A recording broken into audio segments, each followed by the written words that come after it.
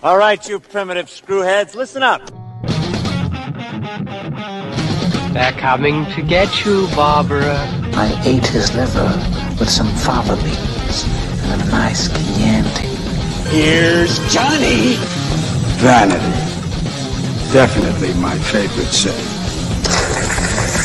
I am the devil, and I am here to do the devil's work. The power of Christ compels you! This is my boomstick.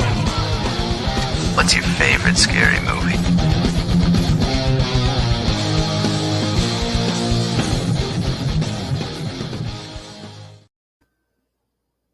What up, horror heads, and welcome to Shiver, a horror movie podcast. I'm your host, Daniel DeBona, and you will notice that on the screen with me, if you are watching live, or if you're listening, you're not being lulled by the sweet, dulcet tones of Dave's voice. Dave is actually out of the country right now. I'm not going to tell you where. I'm going to let him keep his secret agent vibe. So I've gone out and I have recruited longtime friend of the show, very good friend of mine, Nick Hardy. Nick, how are you, man? I'm doing outstanding. Also, been looking at Dave's pictures online on Facebook. Outstanding. Oh, dude, he's so freaking proud of that new camera, man. He's great with it. Like, I'm one of those people where I could use my phone, I could use the best camera in the world. It's probably gonna look the same. But He knows what he's doing, and he's taking some great pictures. To anybody who has been listening or watching, I missed out last week. I had no internet for about half of the week last week, so I actually have still not even seen Megan. But if you are listening now or watching now and you missed that one, you can go back and you can hear Dave and Ish go over Megan last week. But this week, Nick and I decided to go for something just a little bit more fun. Because let's face it, without Dave here, we're not deep diving, allegorical trends to be found in the horror movie. So we decided to watch something we could have a little bit of fun with. And this week we are doing the movie Hellfest, a little flick that came out in 2018, kind of flew under the radar. I didn't hear about it until pretty recently, actually. It started popping up on some of those good horror movies you haven't seen lists. So I was like, all right, yeah, let's check this out. So we both decided to try to see something we haven't seen yet. And so we went with Hellfest. And so, we're going to get to it. Let's talk Hellfest. So in our first section, which we're calling Come One, Come All, we want to acknowledge the fact that Hellfest is a throwback. It's a slasher. It's very reminiscent of movies that have come out in the past. It's chaotic from the jump. From the very first moment of this movie, you are just engrossed in this idea of horrible things happening within a haunted house. And then it goes forward from there. So the question that we've got to start with, like we always do, is this movie scary? And or was it fun to watch, Nick? Well, it was a lot of fun to watch. And it's got its moments of scary. It's a haunted house, so there's a bunch of jump scares in there. Most of them I expected. Right. But the fact that you have just a random guy who looks like he's part of the cast of a haunted house following you through, and then just killing people for real. Yeah. And some of it seems like it's part of the show. Some of it's there's the one, the guy's like, oh, this is real, and then everybody starts running. Oh yeah. So it's a pretty, some of it got me, for sure. Yeah, this is a movie where is it scary? It's not scary in the way that like Smile was scary. It's not scary in the way that some of these things that really screw with your head are scary. But does it have scary moments? Yeah, absolutely.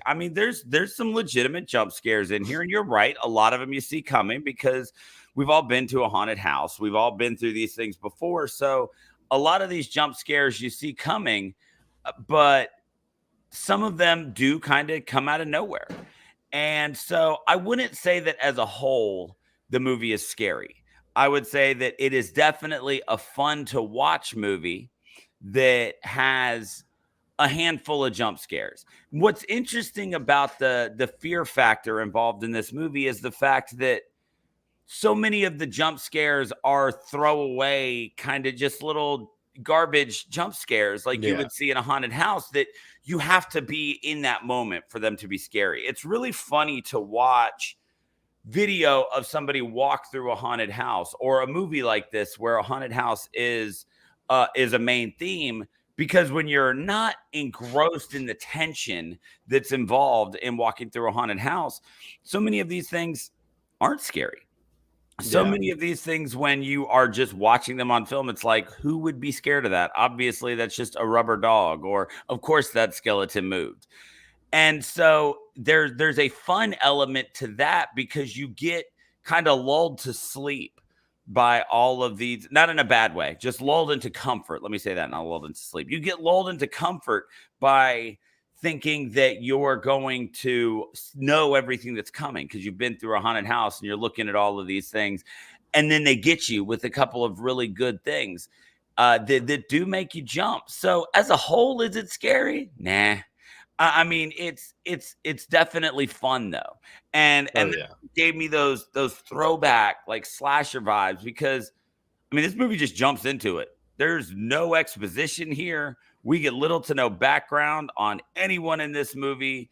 They're just like, look, this person got killed in a haunted house. Now look, here's some teenagers that are going to go get drunk at a haunted house. And you're like, all right, cool. Like, let's go. I mean, that's all you need. I don't need a story as to the long history of this Hellfest, this carnival of multiple haunted houses and mazes and rides and stuff like that.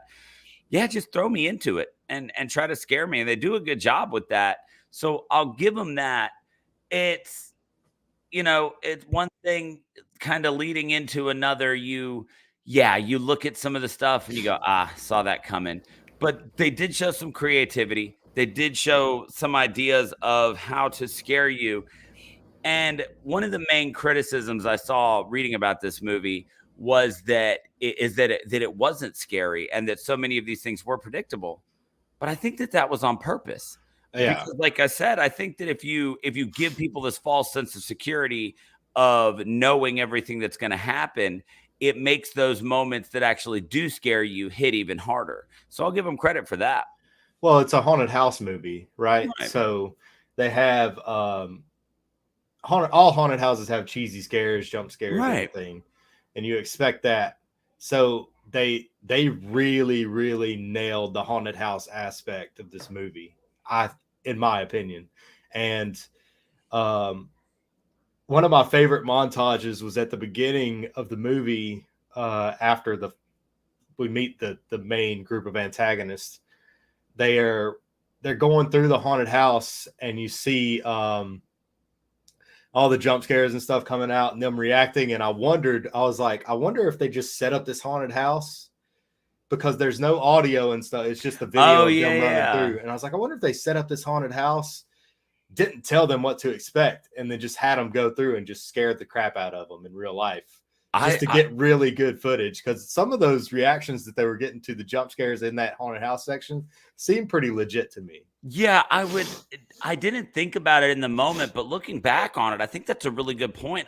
I'm willing to bet that for some of that stuff, they didn't know all of the gags that were going to happen, because one thing that does shine through as you watch this movie is how legitimately frightened all of these kids are in some of these super cheesy moments. Yeah. And like I said, and you can't just capture that on film. Now, granted, I'm not an actor. There are people who are much better. I'm sure Tom Hanks could make it look like anything scared him, right? That's what the man does for a living.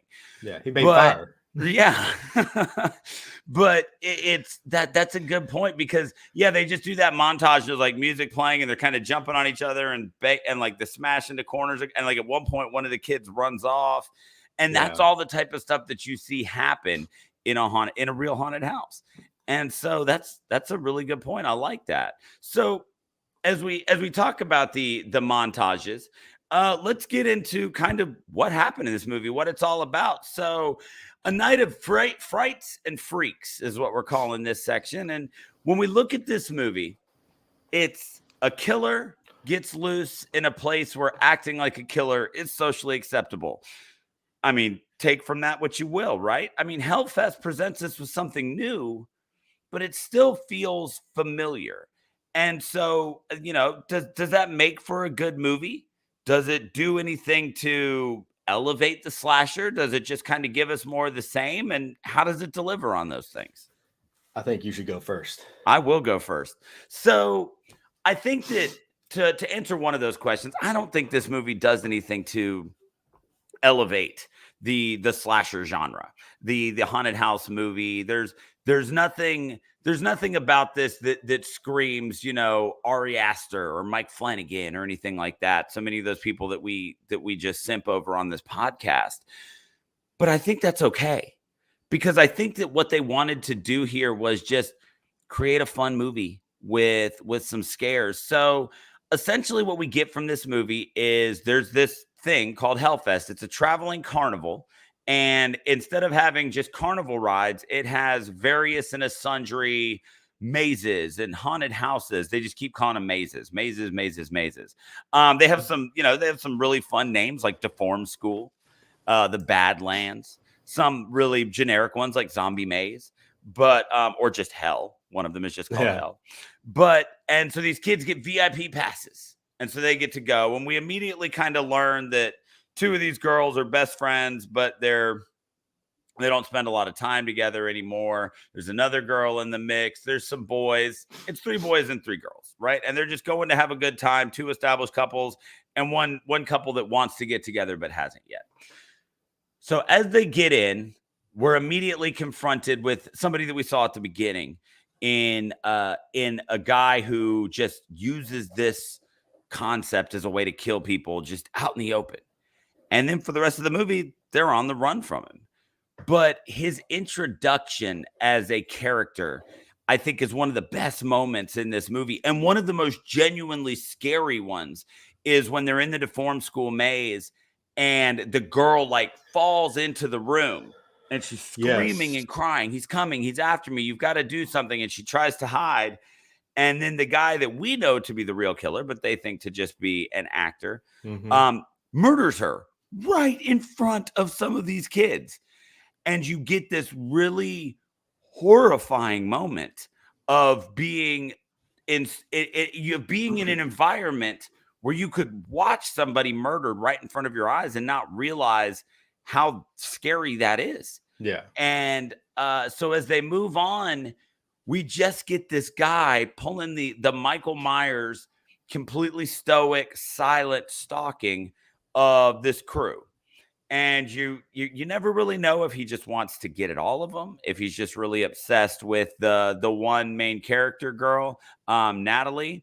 You never really get a feel for exactly why. But again, that's okay. Because I mean, if we really look at the horror of the history of the slasher film, every time we start devoting time to why these guys are doing this stuff, the shit falls apart. It's so quick to try to throw some sort of motive on these killers and then it not stick. And you've just got them now. All of a sudden, you're not empathetic for them, but you also don't care. What they gave us was a voiceless, faceless killer who was just doing this, for as far as we know, because he thought it was a good time. You get some fun scares in these different haunted houses. And I think it was a fun setup. And you watch them, they're doing the shots out of the syringes. There's beer carts everywhere. I mean, this is obviously something that's set up to get out with your friends and have a good time like this. And unfortunately, it didn't work out well for them or the girl that gets hung from the rafters in the very beginning. Yeah. But I think that when this all breaks down, you look at everything and you just go, man, this guy, Gregory Plotkin, was the director of this movie. And this guy just wanted something fun. I don't think he was ever searching for anything deeper. I don't think that he was trying to necessarily, create something that people were going to talk about. And that's something that's, that's okay. Like, I'm fine with that. Like, we're going to talk about it now. And am I going to bring this movie up? Nah, probably not until next Halloween, because this would be a great party movie. There's no plot to follow. You don't have to hear anything anybody says to understand it. This is a great party movie. And this is the type of movie where the people who really do just enjoy the genre can probably really like this for what it is. But people who are just trying to piss themselves because they're scared all the time are probably not going to appreciate this movie. Yeah, I think it does one good thing for the slasher, and that's this guy. You don't know who he is. Nameless, faceless. Yeah. The only thing you know is his hair color, and then he wears a pair of steel-toe boots. He's got boots, though. He obviously changes his mask every time he does this, and he's done it a bunch of times. Yes. So I think that's the best thing that it does for the slasher, because in every other slasher movie, you find out who it is at the end. Right. Yeah. This guy never gets unmasked in a way that we see. We never see his face. Yeah. And that was one of the scariest parts of the movie to me, because I was like, all right, we're going to finally figure out who this guy is. Nope. Yeah.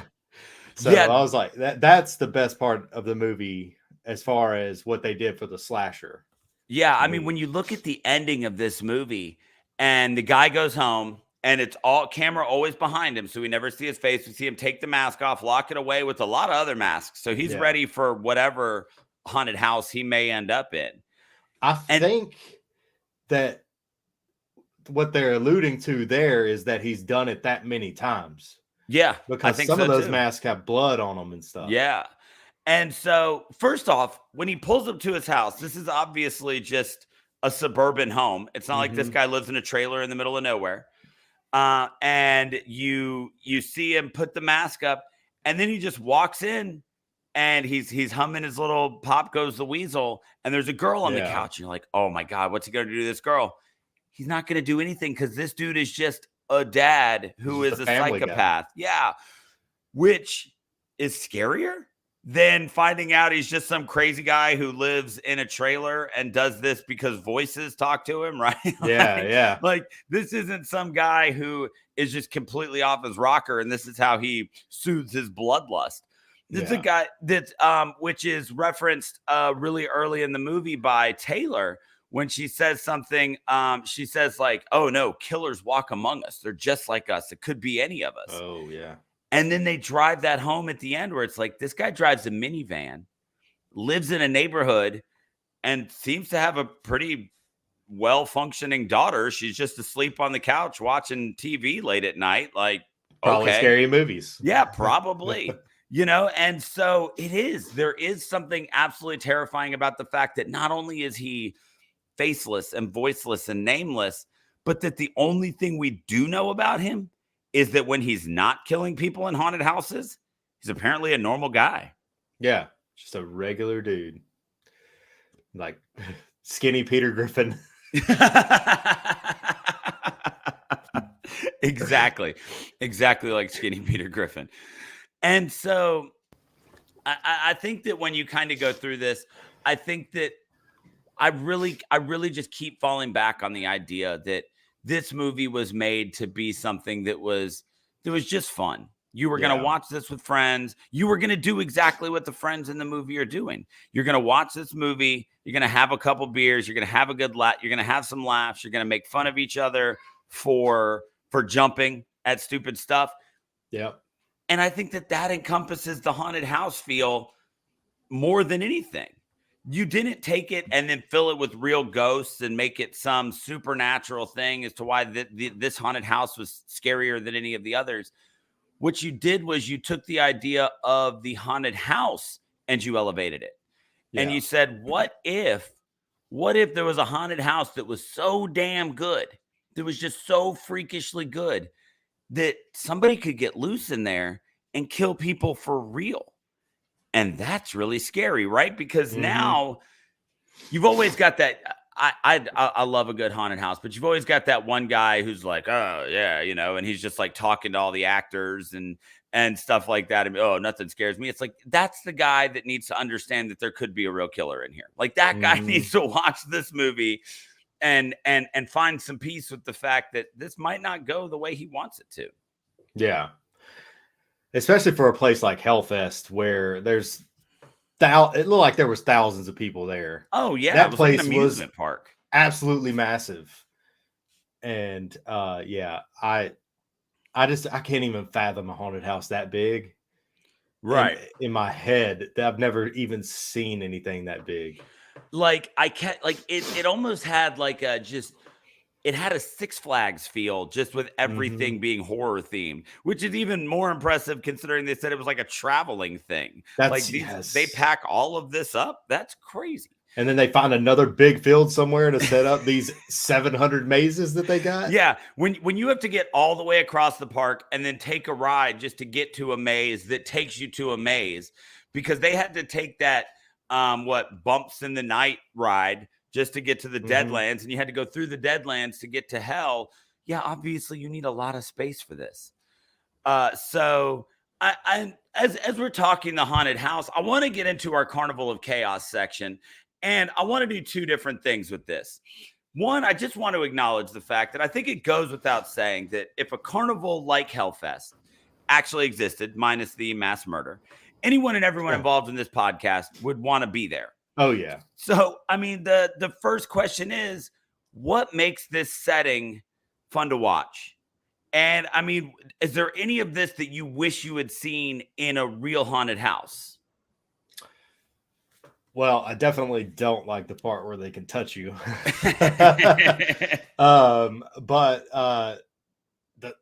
That you know, I think that would make me want to go to it though. Like, right, actually being really terrified because I get scared at jump scares. I'm a sissy in that way. If I go to a haunted house, I'm terrified the whole time. Okay, fair. But you know, that's the fun of it. I think you got to be scared. People like to be scared. But I don't even know. Is there a field big enough anywhere that you know of that can set up this place? No, right. I mean, like, you've got to think that if something like this existed in real life, it would just be a standing amusement park. Like, there's no way that something this size is actually traveling. But I think that when you're looking at the idea of what makes this a fun setting, I think it goes back to what I said at the beginning about how everything's supposed to be scary. There's there's a saying that that I've learned in literature classes and stuff like that. I'm sure Dave's going to listen and tell me that I massacred this. But when you're reading stories or you're watching movies or something like that, you run across this concept of if everyone's a hero, then no one's a hero. Right. And so I think that you kind of get the other side of that coin in something like Hellfest, which is if everything's scary, nothing is scary. And so you do kind of get overloaded with it, but they do a good job of, it seemed like they really just kind of employed some skilled actors from haunted houses to get out there. And it was like they told the actors, like they're blocking and what they were shooting, but they didn't tell them everything that would be going on around them. Like you said, when they were going through the house at the beginning, I did get the feel a couple of those times when they were out in the open that some of these guys on stilts and these people in these crazy costumes that maybe they didn't fully rehearse with all of that. And some of that really was just these guys kind of running out and trying to scare them and get some of those natural reactions, which you get some of that really uncomfortable laughter in the conversations when they're in the middle of something and they're trying to laugh like they didn't just get scared. You do get a lot of that. And so I think that one of the reasons that this setting becomes so much fun is because they're constantly berating us with all of this scary stuff to the point that we're just thinking nothing's going to scare us. And then when something happens, you get that much of a rush. Yeah. And I will, and like I said, very little exposition here, but everything they said, we needed to know. We get that great little talk from Taylor, who's talking about how being afraid is an aphrodisiac because you get scared and your lizard brain activates and all you want to do is reproduce, right? Like, that's great. Yeah. Go ahead and throw it out there. Why people love to go on haunted houses for dates, and we're good now. And now we're back in position to just get scared. So I think that this setting works because you're constantly watching everything. It's just like when you're in a haunted house. There's a moment where the dude is explaining to Natalie, he's like, you got to look at the hands. If you look at the hands, you'll know where the scares are coming. And they say that early on. Yeah. And so now the entire rest of the time you're watching the movie, your eyes are darting all over the screen. Like, where's the next weird costumed freak going to pop out from? What is this gag? Because it ain't going to get me. Yep. And you become so obsessed with watching everything that you're kind of seeing nothing, right? You're seeing everything and trying not to be scared of all of it at one time, that it's real easy for something to come out at you. And that's the haunted house experience. You're always on edge and you're trying to take it all in, and there's gonna be something you miss. And not only are you gonna be scared, but then you're gonna be pissed at yourself for missing that one door. And again, something they explore in this movie when Natalie, her name was Natalie, right? Yeah, Natalie. Yeah, Natalie. When Natalie starts pointing out like where the gags are going to happen, boom, in this door, out that door. Like, she's figured out the algorithm of it. And so she feels more comfortable until the girl actually runs in and gets stabbed. And again, it's that moment that is real, that comes through and scares. So I think that makes this a really fun setting for a movie like this. Yeah. So you said, she made this speech about getting scared as an aphrodisiac or whatever. Mm-hmm. Well, Brooke is making out with her boyfriend on the little roller coaster ride, and they get scared, and he's like, well, there goes that mood. So he kind of contradicts that. Yeah. I guess if you're not in the mood and you get scared you will be. But if you already are, it kind of takes you out of it. Yeah, maybe. But so I do. So as we're talking about this setting, there are some great things here that I would like to see in a real haunted house. I love that idea of like the Children of the Corn with the sacks on their heads, just kind of walking out through the mist and silently grabbing your hand to guide you to the next part. Yeah. I have never been to one of those haunted houses that are like super extreme where you have to sign waivers and stuff like that. Yeah. But I will say, haunted houses have got a little bit more lax with whether or not they're allowed to touch you. So I do want to do something here we don't always do on this show, but I mean, it's a slasher, but it's also a haunted house movie. And so I want to take a minute. Like, you say you're a scaredy cat, but I mean, are there any memorable moments for you going through a haunted house or a scared haunted corn maze, anything like that you might find around Halloween time? Well, my very first haunted house was when I was in second grade, I think, and I went to this elementary school. There was a small elementary school that doesn't even exist anymore. And they had a main like little schoolhouse that had classes in it for like 4th and 5th grade. Right. And then 1st, 2nd, and 3rd grade were all in these trailers. Well, they took one of the trailers and turned it into a haunted house that kids could walk through. Nice. And that almost ruined me for life. And it wasn't even that scary. I was just a child. Right. It never is in hindsight. Right. Yeah. And then I haven't really been through that many haunted houses in my life. Oh man. See, I am a haunted house fanatic. I spend every Friday in October, I try to spend in a haunted house. We are fortunate here in Tuscaloosa to be not that far from a couple of really good ones. Tuscaloosa has just started their own recently, the Horror Tuscaloosa. I went to that one last year. It was good. You could just tell it's only its second year. So you could tell they're still working on their budgets and their set pieces and stuff like that. We have Atrox Factory up in Leeds, which is established. I think square footage wise, I think it's the biggest haunted house in the Southeast. We used to have Sloss Fright Furnace, and Sloss Fright Furnace was dope just because of the setting. Like to take and build a haunted house in an area that locally is covered in ghost stories and real life stories of people dying there because it was like a smelting place, right? I mean, people legitimately died there. There used to be a show on MTV called Fear, where they would take people and send them to haunted places and make them do challenges. And whoever made it through so many nights there got to split, 10 grand or whatever.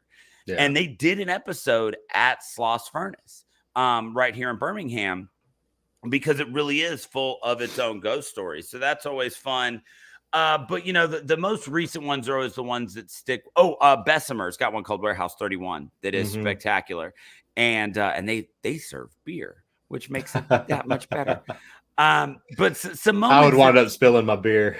I don't think you're allowed to take it in. Like you hang out in like the carnival area and have a couple beers and then you get called.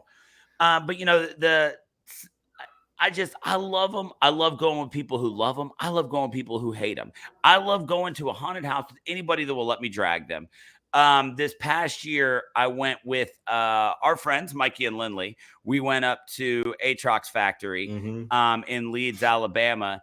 And like I said, getting a little lax on the actors can't touch you thing. While they don't hurt you, a decrepit old lady at one point did hook my arm and walk down a hallway with me while whispering something in my ear. I don't know. I was terrified. Because she was right there. If she said actual human English words, I did not understand them. But one of the best moments was it's one of those things that they can't perfectly plan for, but it just worked out really well for us. I was standing past where I thought the main gag was, and I had turned around to make fun of Mikey and Lindley for being stuck because Lindley had completely frozen and was blocking the doorway, and Mikey's behind her. And so I turn around to kind of mock them, and I'm in the middle of mocking them. And it turns out like the bridge thing I'm standing on is on like a hydraulic thing, and it just like breaks underneath me. And I just ass over tea kettle. I just completely fall because they didn't expect you to be standing still right there. Yeah. And so it was supposed to just like shake a little bit, but it like bowed just enough while I was not in the process of keeping my balance. Like I said, I'm just mocking my friends mercilessly for being stuck, and I'm just rolling down this hill. And so, and it's one of those things where and you just got to laugh at it because it scared the shit out of me. And then I was embarrassed. But it was just funny, and it was something new, and it hadn't happened to me before. Yeah. But I love haunted houses so much that at my school's fall festival, we used to dedicate an extra classroom or two, or a portable, like you were talking about, one of those trailers out there back when we still had them. And we would build haunted houses, and me and a handful of teachers and some parents and stuff would spend hours upon hours, the weeks leading up to our fall festival, to building this haunted house. And we would hang the big black sheeting to make hallways and stuff. And like you said, it's funny what you can do that will scare the shit out of a 7-year-old. It doesn't take much. It does not. I mean, they're scared to just get in there. Like they're just scared of the fact that people are talking to them, and they're in what it was a room that they knew what it was the day before, right? And we would do all sorts of fun stuff. We'd make the food that felt like brains and intestines and stuff like that. But my absolute favorite thing to do would be on the way out. I would very slowly taper the plastic sheeting until the last tunnel was you had to be single file line, and it was still going to brush your shoulders. Like as adults went through, they would push it out because I brought it in enough that it would brush in on the kids. And I would just get that section pitch black. Like the hands room. Except for, like the hands room, except I didn't even have to do anything, man.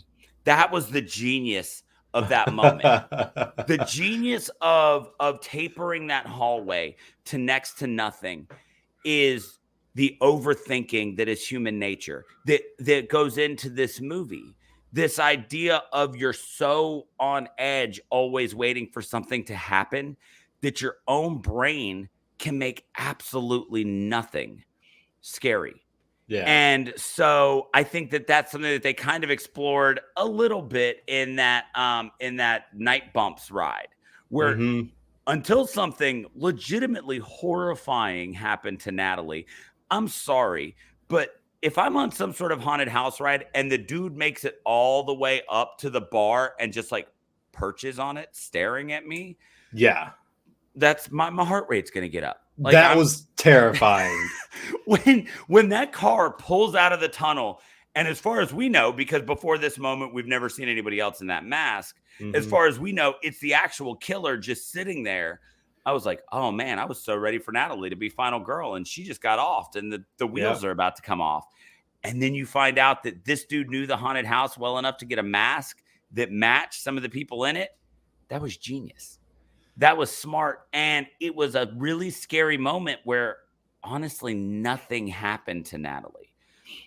And that moment in the haunted houses that I would build, that was what I did for those kids. Everybody would always talk about how scary that part was. And all the kids always have all these stories of all the weird things that happened to them when they hit the dark tunnel, right? Oh, and I felt this and I felt that, except they didn't. Like, I was very explicit to everyone who worked in the haunted house that you don't mess with that part.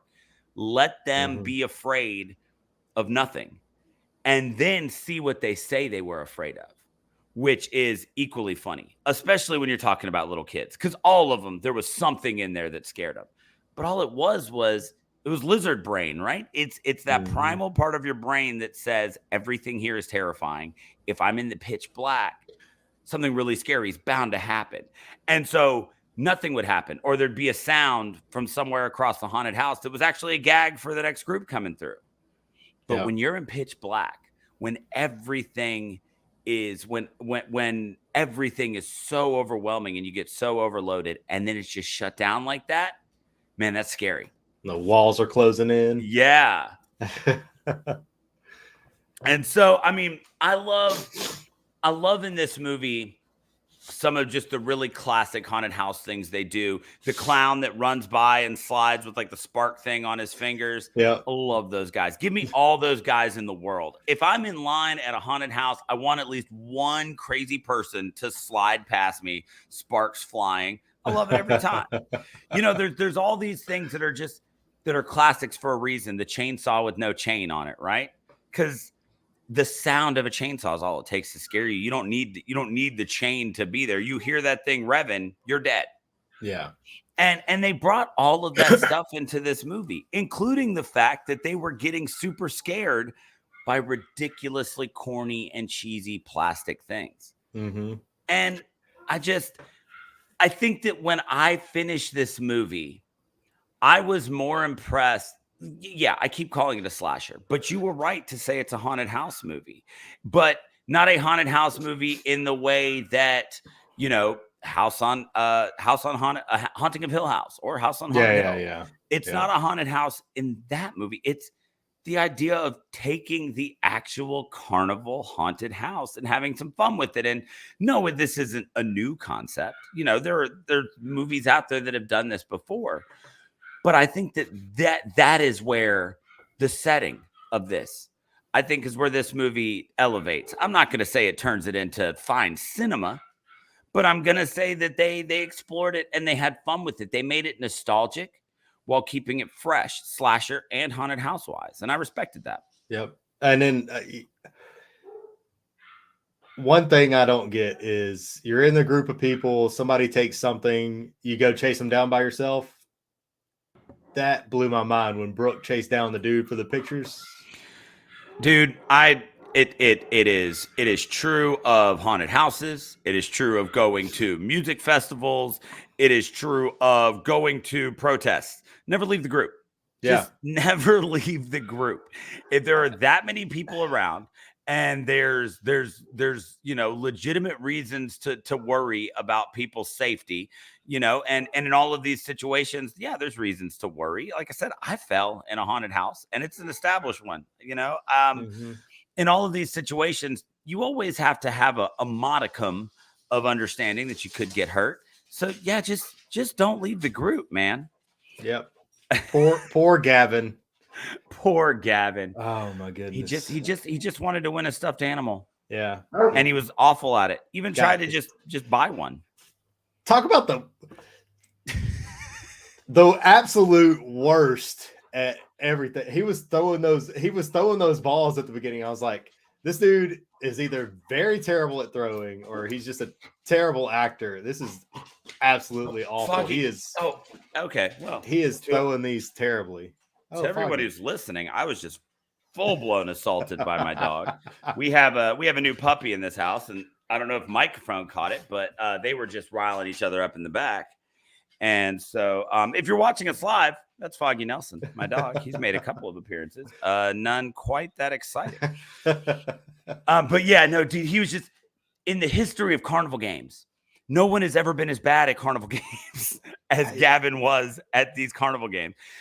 They were like 4 feet at most. Yeah. And those rings were big enough to hoop 2 of those things at once. They were the anti-carnival game. Yeah, the guy that's running that ring game, he was like, "This is just sad," and it was. He was terrible. It was so bad. And then you got the scene of him failing at the carnival games, and then the other guys, they're not even looking as they're shooting ducks down on the run in the back. They're not even trying. And you still just see rubber ducks fall like bing, bing, bing. Yeah, like I did feel like. These other 2 guys have got established girlfriends that are just already down to clown, right? Mm-hmm. And he's trying to impress a girl who didn't even know an hour before that this is what she was doing with her night, and is obviously not super comfortable with it. And all he wanted was to get her a stuffed animal. And my 6-year-old, wow, I just called him my 4-year-old. My 6-year-old better at carnival games than this kid. He was bad. He was terrible. Bad. So you know, we've looked at the setting and we've talked all about the haunted house, but now I want to talk about. We keep referencing Natalie and Gavin and these kids that are traveling together. So in a section we're calling children of all ages, 15 and up. I did read the sign at the beginning. I mean, I want to talk about the cast of this movie because there's honestly not that many people to talk about, right? I mean, the cast of this movie is tighter than the straps that hold you to a guillotine. There's not a lot of room for error as this group of teens try to survive Hellfest. So, I mean, who stands out for you? Who did you enjoy? Is there anybody in this group that you would be friends with in real life? You know, for the little bit of time that we got Gavin, I thought he was a pretty cool dude. Even though he's terrible at carnival games. He's definitely the kind of guy you take around to do stuff with that you're, you know, easily better than him. You just keep him around to make him look better. I mean, he's like the dude equivalent of the people who say that girls always hang out with people that are less attractive than them so they look better. Yeah. Like the dude equivalent of that is like, I hang out with this really unathletic guy, so everything I do looks cool. Yeah, he looks way better than me, but he's very unathletic, so I look a lot cooler. I love that. Brooke was like she was a pretty cool chick as far as being like a really good friend to her friend, even though she moved in with like some girl that her friend hates, which is a weird aspect to me. But I did kind of like her, you know, attitude. I can't even remember her name. Oh, you talking about Taylor? Yeah, Taylor. Yes. Yeah. I like Taylor's attitude. She seemed like a really cool chick. Brooke, willing to fight for pictures. I thought she was a really good friend. Yeah. Chasing down what we would know as a serial killer. Right. Just to get some pictures from a kissing booth or a photo booth. Sorry, it was a kissing booth for them. But speaking of which, where the hell does Natalie get off acting like it's just a well-known pose to stick your tongue out and the dude puts his nose on it? Like, that's not a freaking well-known pose. That is not a photo booth thing that anyone has ever done ever, let alone documented it as something that a lot of people do. So you should just know what's happening. Yeah, that's just her cheesy way of saying, "Hey, let's make out." Right. Yes. Yeah, like I really enjoyed this cast. I really think that everybody played exactly who they needed to be. And honestly, as a whole, this is a group that I would hang out with. You've got Natalie, who's obviously just really into school. And she says she's been overworked and it's all the school stuff. She's doing all that, but she's still down, because this is her best friend and she's going to go and they're going to have fun. Yeah, Brooke, fiercely loyal, very protective. She's never doubts what Natalie says. I mean, she's ready to fist fight the security guard for claiming that nothing actually happened. Taylor, in small doses, right? Like Taylor, Taylor's the girl that when you go out with your friends, you're not upset to find out that she's coming, but also if she's not there, nobody's going out of their way to call Taylor, right? It's, she brought some spunk to it. The actress who played Taylor, her name is Bex Taylor Klaus. I was trying to place where I'd seen her before, and it was driving me crazy. My first thought was that she was Negasonic Teenage Warhead from Deadpool. Went and looked it up. It's not that. What she is she has a role in one of the worst movies I've seen in recent memory, because my daughter really wanted to watch it, and it was great for her. So I'm glad that she enjoyed it. There's this movie called Dumplin', that's about this girl who Jennifer Aniston is her mom, and she was a pageant queen, and the girl's real big, and she decides to enter the pageants just to stick it to her mom. And Bex Taylor Klaus plays like the alternative, like goth metal chick who also does it to join the revolution. It was nice to see her in a role that wasn't ridiculously stupid. It was never even heard of Dumplin'. Oh, dude, it's not good. Okay, so you know how it's bad when somebody not from the South does a Southern accent in a movie? Terrible. Right. Even if they're like kind of good at it, you're still like, no, not quite. That is worse when somebody tries to do a specifically Texas Southern accent, which if you're not from the South, you might just consider all Southern accents the same. Nick and I are from the South. We hear the differences. And the Texas accent is even weirder because it's like cowboy Southern, right? Jennifer Aniston, for all of the amazing and wonderful things that she has done in her career, a Southern accent in the movie Dumplin' might be the absolute worst thing she's ever done. It was so fucking bad. Was it scarier than this movie? It might have been. It was absolutely horrible. So, but yeah, so to see her, to see Bex Taylor Klaus as Taylor, Bex Taylor Klaus. I kept forgetting since Taylor's in both names. I did enjoy her. I thought the guys were fun. You could tell that they were good friends. They were all looking out for each other. And even though there were the real, like the real overtly sexual references and stuff like that, it was never anything that was cartoonish like Stifler and American Pie, right? I mean, that's all the way that we've talked with our friends before, especially if you're there with your girlfriend and you're ragging on your buddy because he wants to get with this girl he's with. I've humped the air at you when you've been talking to girls at the bar before, right? Like that's just, I mean, it all felt very natural, down to the fact that some of those conversations between Natalie and Gavin were so painfully awkward. Oh yeah. That it felt real when you're just kind of forced into this situation and you do like the other person, so you don't know how to approach it. There was a real genuine feel to their conversations, to the way that they engaged. And I enjoyed that. Yeah. But outside of those base six, and I mean, the killer, I looked on the Wikipedia and he's just referred to as the other. Yeah. Everything we're talking about this guy, we're going to talk about in the next segment. There is a cameo in this movie that honestly was worth a whole whatever metric we go with at the end. And that was that goddamn Candyman was the barker at the sacrifice to open up the gates of hell. Tony Todd came through to do this movie. Now, Tony Todd, not the most storied career ever. I'm sure that Tony Todd is not the most expensive actor in the world to get. But this movie only had a budget of $3.5 million. And I've got to assume that half of that was spent to just build this damn park to film the movie in. And so when you're looking at everything involved, there had to have been a decent payout to get Tony Todd to come do this. And if there wasn't, then shout out to Tony Todd for doing this, because it was just so cool to see him, man. And again, something new while still being oddly familiar. It wasn't they didn't put a hook on his hand. They didn't put him in the fur coat. They made him a completely new character, but we all know that's Candyman. Yeah. And it was such a great moment to hear that voice. Like I looked at him and I went, wait a minute, is that? And then as soon as he grabbed that microphone, I said, oh, hell yeah, that's Tony Todd.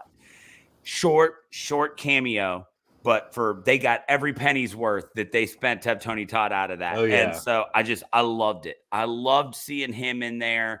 I thought that it added a little bit of credence to this movie that, like I said, I don't even know if this thing got mainstream theater release in 2018.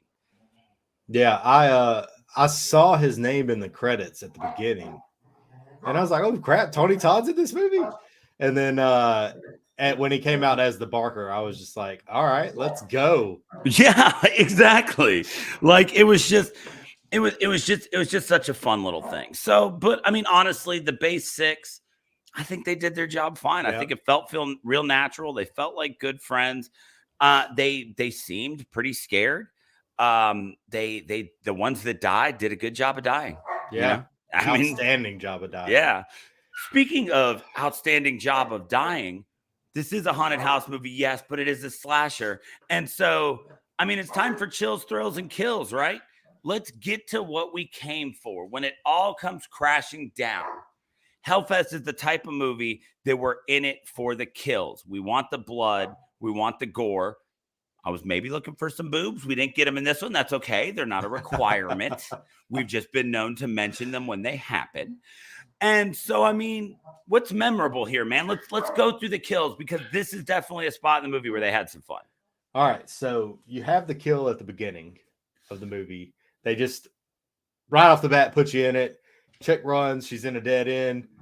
Dude's whistling Pop Goes the Weasel constantly. Which, whenever he started whistling it, I was like, that song sounds so familiar. And then when he caught up to the girl and she's like, you scare me or whatever, is that what you want to hear? And then he's whistling the song. I was like, that's freaking Pop Goes the Weasel. She should know to move. Yeah. I've been to a lot of haunted houses, a lot of carnivals, a lot of amusement parks. Pop Goes the Weasel is never associated with something fun that's about to happen to you. Yeah. So you have that that initial kill, and then there's one thing that she says that makes me think that the killer only kills one person every time he does this, and that's what makes this killing scenario in this movie a little weird. Right? Is that she says, you're the one that's been following me all night. Yeah. And then he finishes the Pop Goes the Weasel song, stabs her in the stomach, boom, hangs her, brutal death. Hangs her among where there are fake bodies. Yes. So she looks like a prop. They say later on that it stayed open for days. They didn't notice that it was a real body until it started to stink. Yeah. Which has actually happened at a haunted house before, I believe. Gross. But yeah, so this dude then goes on, and when in this new set of people that he's going to kill, you see him at the beginning, he immediately finds somebody to kill. Right.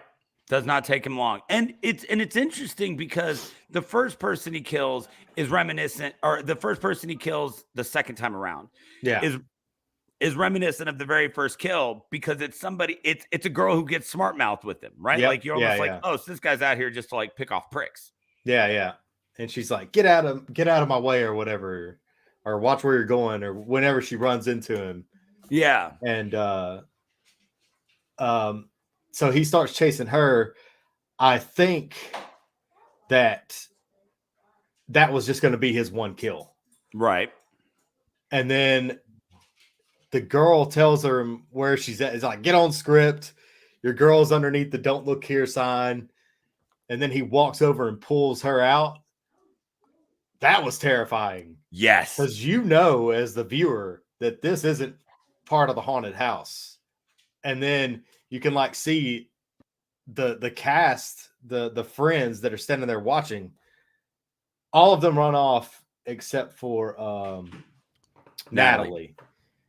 everybody else takes off, and Natalie's standing there watching, and she kind of looks a little scared, but she kind of looks like she doesn't believe it because she's been trying to suspend this, or she's been trying to create this realization that this is all fake. So Right. I'm not going to let anything scare me. So she's kind of like, this looks real, but it's probably part of the show, whatever. And he holds up the knife and she says, would you just do it already? Yeah. And then he stabs the girl. And then when he stabs her, she's like, okay, that may have been real. Yeah. I don't know if you watch movies with the subtitles on, but I always try to watch these with the subtitles on just in case there's stuff and I can't hear something. I have come to hate the word squelching, which I didn't even really know was a word until I have started watching horror movies with the subtitles on it. Every time somebody gets stabbed in these horror movies, it always says flesh squelching, which is I don't even know if that's onomatopoeia, but I can hear it, and it's gross. It is such a nasty word, like it's every time, and he stabs her, flesh squelching. I was like, oh, now it's worse. Yep. And then, okay, so this killer dude, the other, whatever you want to call him, family guy, dad of the year, apparently. He goes on to kill Gavin, which after he meets Natalie and she just like watches him kill this chick, I think he develops something for her maybe. And then, you know, he takes the pictures, so he sees on the pictures that they've been making out, Gavin and so he follows Gavin and then gives Gavin a freaking throat hit that just silences him for life. Like, I felt bad. That felt legit to me when he hit him in the throat and the way he was like breathing and like crawling. But Gavin, why did you crawled right over to the little bell game to test your strength? Put your freaking head on it. Just served himself up like dinner. Also, for this dude being like a regular family guy, he's got some superhuman strength because he swung the shit out of that hammer, mallet. And Gavin's head popped like a grape, like it wasn't even there. Yeah. You know, it's interesting that you say you think he developed something for Natalie because I got a different feel for it. So as you watch these kills, and like I said, the very first girl and the second girl are just exactly the same, right? Mm-hmm. They're a random girl that's in this that's not scared. And when you look into serial killer motives in real life, there's lots of reasons why these people kill. And all of them have different things. Some of them are after, you know, some of them think they're on a mission from God. But there are certain serial killers who legitimately just get off on making the people that they're about to kill afraid. BTK. Mm-hmm. BTK was a killer who tortured people because it was their fear that he loved. And I think that what happened was, while there is a strong possibility that he could have killed this one girl and just got out of there, I think that when Natalie watched it happen and wasn't scared, I think that pissed him off. I think the idea of this type of thing not scaring people, and that there are people out there who think that they're in such a position in life that they don't have to be scared of anything. He almost becomes like a missionary killer. But his goal is to just make sure that everybody is scared. Yeah. So that's what it was. I couldn't put my head around. I didn't think he developed anything sexual for Natalie. Okay, just some sort of obsession. Yes. And that's what you just said there. That's exactly what it was. Yeah. So she watches him kill this girl and smart mouth, just do it. You know, whatever. Just you're taking your job too seriously. Then all of her friends then amplify that, I don't know, machismo, right? And not being afraid of him whenever he's staring him down and he's doing all of these, what are genuinely scary things. And he starts following them. And another thing about getting to her friends first, as you're watching your friends get picked off and slowly disappear, that is going to amplify the fear that you get out of this girl when you do finally get around to killing her. So it does seem that, I don't know, not necessarily a process killer, because it wasn't, he was quick and to the point with it, but he wanted people to be afraid. And you see, like I said, this is a guy driving a minivan with the stickers on the back. This guy is middle class. Yeah. And so maybe the idea that there are just people in this world who think they're above fear just pisses him off. Yeah. And so what's great about this movie and the lack of exposition that we got about the killer, is we can have this conversation and we don't know if either one of us is right. Yeah. Because he then did have some fun killing these people. I love that this guy knew he had to go through a metal detector to get into Hellfest. And so he just used whatever was at his disposal to kill these people. Mm-hmm.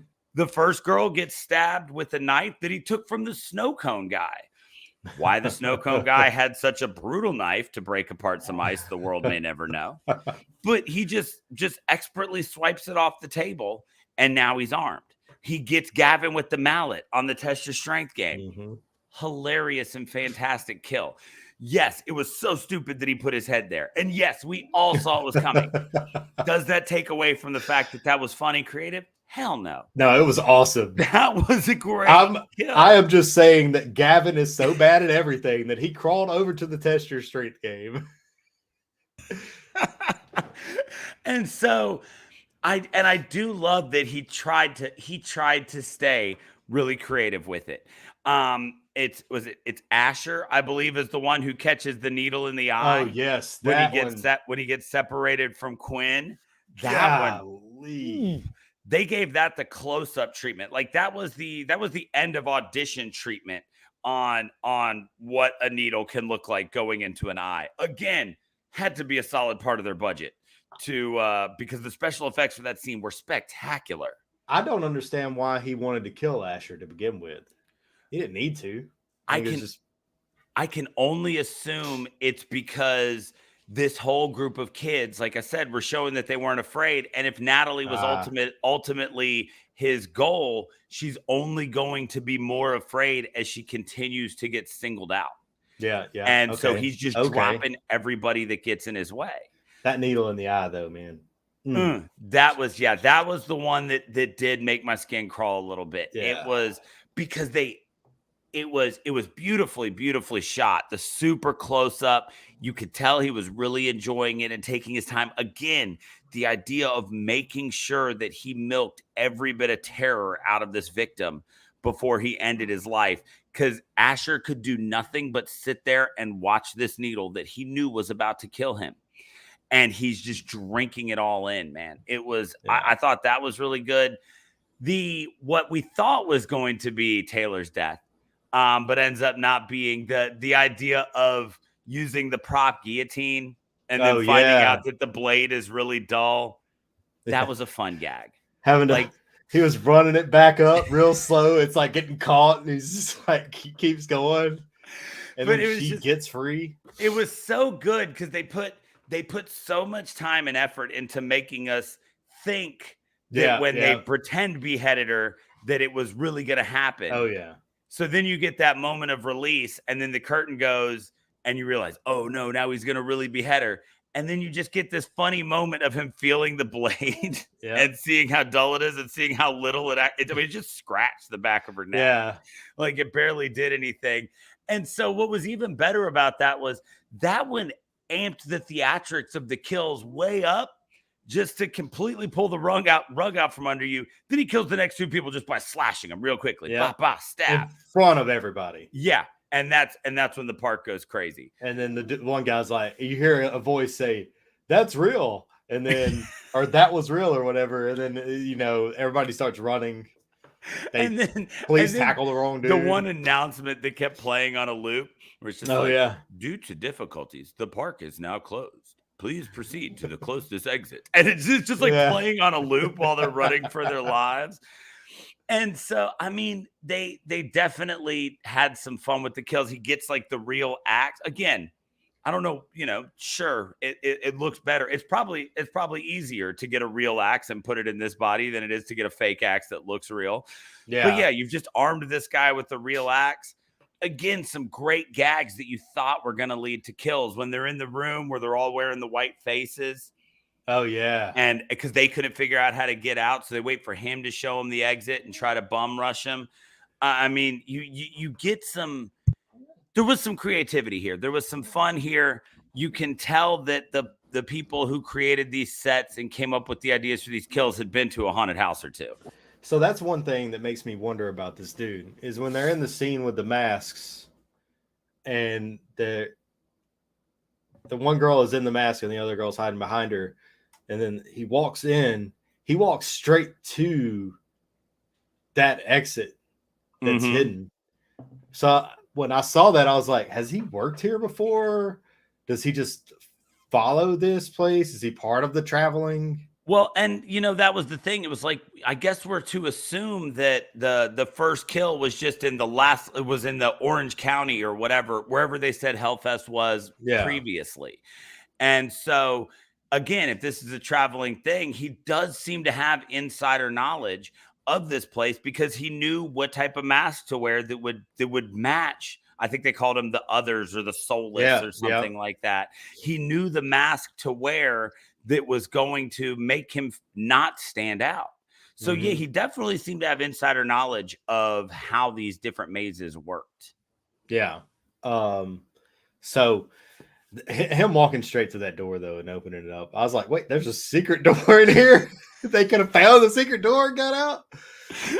Yeah, I mean, it's just again, when you look at the setting, when you look at the kills here, I mean, this is a movie where they just had a lot of fun with it. Yeah. And we do end up with our classic final girls scenario. The dudes don't make it. Two dramatic deaths and one just shocking middle of everyone death. But the guys don't make it. The one girl who was the one who was so knowledgeable about everything. These are my people, is what Taylor kept saying. And she was so in love with all of it. She's not the one who makes it. Just like Jamie Kennedy didn't make it through all the Scream movies, right? Just having all the knowledge didn't work out for him. But who does? Your final girl. And so again, reminiscent of so many things we've seen before, but without being ridiculous about it. She was never Mary Sued. She was never given any sort of superhuman strength. Anytime she got the jump on the guy, it was a legitimate moment where it would make sense that she could have overpowered him in that moment. Yeah. We do get a pretty powerful killer. I mean, she stabbed him and he managed to get away and then drive home. So, I mean, like he was just fine. Yeah. Like hugged his daughter. Like, did you change your shirt, bro? Yeah. Like you should be covered in a lot of blood. Yeah.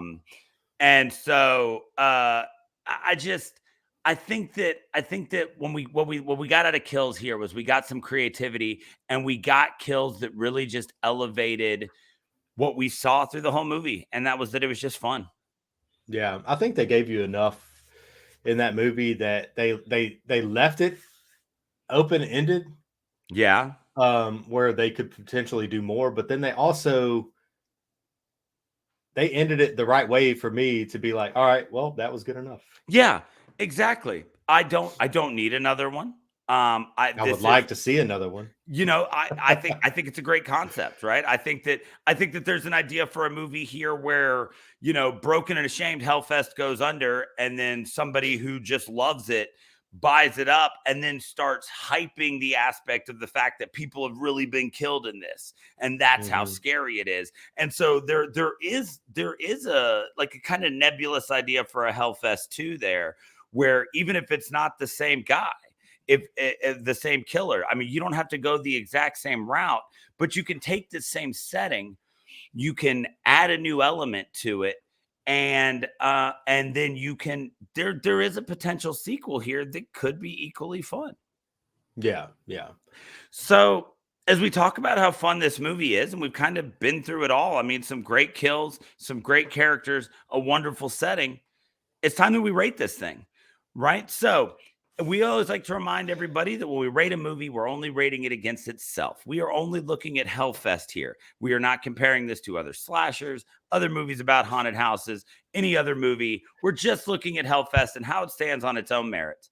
And so whenever we rate a movie, we like to create a unique rating system that we give to each movie. So Nick, when I sent you the show notes, you are the guest. So you can pick one of mine. You can give me your own. What are we going to rate Hellfest out of today? Oh man. I was thinking dull guillotine blades. I like it. I like it. Dull guillotine blades it is. So Nick, out of a possible 5 dull guillotine blades, what do you give Hellfest, man? I'm going to say 4.5. Wow. Okay. Just because it was kind of what I expected it to be when I found out it was going to be a haunted house movie, whatever. But they did just such a good job of making me feel like I was going through a haunted house with all the cheesy scares and awesome decorations. And then they introduced terror in the right way at some points with you're the guy that's been following me all night, stabs her. Having the girl come out, she tells him where the girl's at, kills the girl right in front of Natalie, and then he starts following her. Just some of the special effects on the kills with the head popping, the needle in the eye, the guillotine coming down and just sticking. I had a lot of fun watching it and had a couple of moments where I was actually like terrified for the people who were on the show. So I got to give it a 4.5. I am not going to go that high. But I'm going to go decent on it because like the word that I keep coming back to, the word I've said 100 times on this episode, this movie was fun. It was mindless slasher fun. It was never, with the exception of the eyeball getting stabbed, which was gruesome, but it still wasn't gory. That was one that just really gets at you. But with the exception of that, this movie was never that gory. Like there wasn't buckets of blood. There weren't entrails everywhere. All of the kills felt realistic, maybe with the exception of Gavin's head getting popped, right? That was he did smash the shit out of that guy's head in one smack. But I'm gonna go 4. I'm gonna go 4 dull guillotine blades because I just had a lot of fun watching this. And I said earlier on, I'm not gonna go back and watch it again anytime soon, but I can definitely see this being one that I'm gonna throw into the October rotation. And this is one that's easy to put on at a party. And I think that one of the reasons I love doing this podcast, and I love doing it with you and Dave and Hunger and all of these people that come on, and Ish and Andy, all these people who come do the show with us, is the fact that all of us can appreciate a movie that is cerebral and just screws with you like Hereditary or Smile. But we can also just sit back and sometimes remember what got us into this genre, which is just mindless violence and fun. Yeah. And this movie brought that back. This movie never gave us a motive for the killer. We can sit here and debate about it all day. It never gave us a face for the killer. It didn't spend a lot of time teaching us about these characters and making us care if they died, which in some movies that's very important. In this movie, it wasn't. In this movie, we cared that they died because they were friends, and we didn't want to see their friends killed, and that was all it took. Yeah. And so I think that too often we forget that we get it, that people forget. I don't think we forget. I think that people forget. They get so up their own asses about elevating the genre and everything has to become cinema that they forget that sometimes you just want to throw on a scary movie when you're drinking beers because it's late and everybody's just having fun. Sometimes you want to throw on a scary movie because you're trying to get laid. And if you're watching a movie where somebody's guts are being pulled out and it starts turning your stomach, that doesn't set the mood. But if you want to activate that lizard brain and you're just trying to get everybody in the mood, this is the right type of scary This is scary fun. And so I'm like I said, it's worth a whole dull guillotine blade to have a Tony Todd cameo in there for me. Oh yeah. So like I said, I'm not going to go quite 4.5, but I'll sit solidly at 4 dull guillotine blades on this one. I'm giving it the extra half because you never find out who the slasher is. I do really like that. And I don't think we ever will. Nope. And he's just an everyday guy.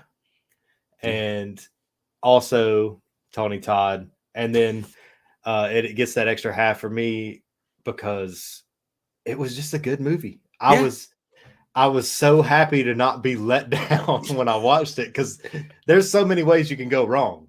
Yeah. There were a lot of opportunities for this movie to go horribly wrong. And I think they killed it. I think they did a good job. So, the simple math on that is 4.25. We don't do quarters, so we'll round it up. So the official Shiver rating on Hellfest is 4.5 dull guillotine blades. So, that's a strong recommend coming from us. This is one to throw on with your friends.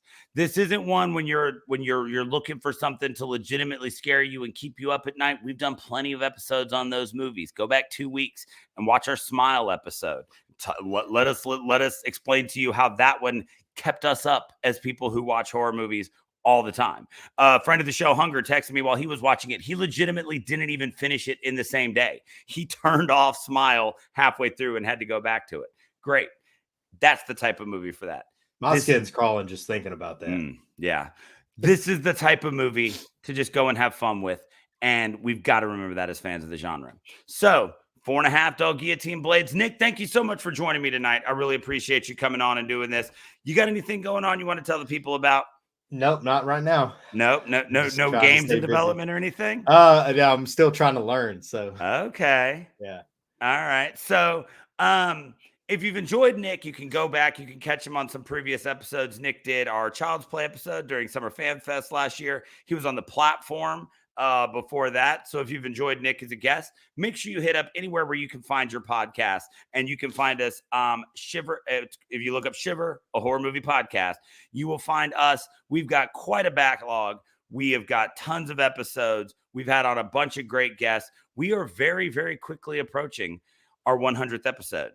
And I'll be honest with you guys, we don't have any plans for it yet, but we're going to be there before the end of the year. And so if you have any ideas of what we could do for our 100th episode, if you've got a movie you think we should watch, hell, if you've got a good microphone, a pair of headphones, and you want to be a guest on the show, make sure you head to shiverpod.com where you can find links to all of our social media. We are on Facebook, Instagram, Twitter, and YouTube. We are all of those things at ShiverPod. So you can make sure to follow us there. Try to release some funny memes, keep you up to date on what movies we've got going on. Our April calendar is kind of fluctuating right now. We've got some ideas that we've been kicking around. So we're going to get to them. We did get one message wondering if we were going to do April Fool's Day for an episode at the beginning of April. And I will throw it out there. We're hoping that we go long enough that April Fool's Day actually happens on a Wednesday and we can get around to that classic when we're actually recording on April Fool's Day. So if you send us that message and I forgot to reply, which is a possibility, hopefully you're listening now, and I'm letting you know it will happen in the future because we plan to do this for a long time. So head to shiverpod.com. Check us out on all the social media at ShiverPod. You can see right here, I'm at Punk Phoenix. If you want to see funny memes, pictures of my kids and dog, feel free to follow me there. We've had some great interactions lately.